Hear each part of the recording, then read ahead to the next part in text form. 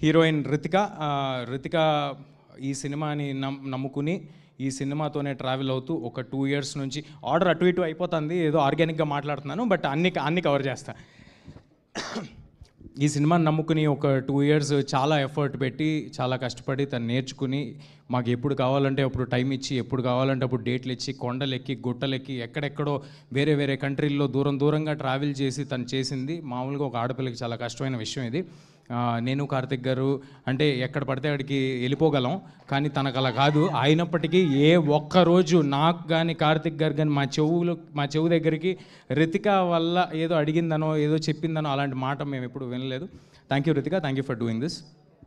తర్వాత ట్రాన్స్లేషన్ తర్వాత చేసుకో, యూట్యూబ్కి ఎక్కిన తర్వాత. ఇందాక తెలుగులో మాట్లాడిందండి, నాకు అర్థం కాలేదు. ఇదంతా షూటింగ్లో మాట్లాడితే బాగానే ఉండేది కదా, షూటింగ్లో మాట్లాడరు.